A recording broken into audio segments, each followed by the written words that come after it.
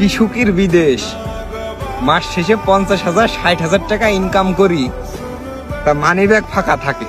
কি একটা আশ্চর্য ব্যাপার নাই? দেশের মানুষ জানে, দেশের মানুষ ভাবে যে ও তো বিদেশ থাকে, ভালো খাচ্ছে ভালো পচছে। তাই তোরে মনি, তাই তোরে শোনা, মাসের 15 দিন থাকতি মাসের টাকা ফুরি যায়, এই 15 দিন কষ্ট করে চলতে হয়। মনে মনে ভাবি যে কি বিদেশ করছি। ভাইরে, বিদেশ যারা থাকে, যারা বিদেশ করে, তারা যদি 1 লক্ষ টাকাও বেতন ইনকাম হয়, 1 লক্ষ টাকাও যদি বেতন পায়, 50,000ও বেতন পায়, এই সত্যি বলছি তাদের কোনোদিন অভাব কাটে না। এখানকার টাকা ওখানে, ওখানকার টাকা ওখানে, এ টাকার এ জ্বালা আছে, ও টাকার ও জ্বালা আছে। এভাবেই কিন্তু আসলে মাসের পর মাস, বছরের পর বছর যায়। তা সত্যি বলতে, যারা ভাবে যে বিদেশ থাকলে ভালো খাচ্ছে ভালো পাচ্ছে, এটা হচ্ছে ভুল। সবসময় একজন প্রবাসী ওই ফ্যামিলির কথাটাই আগে ভাবে, সবটুকু দিয়ে ওই ফ্যামিলির জন্যই করে থাকে।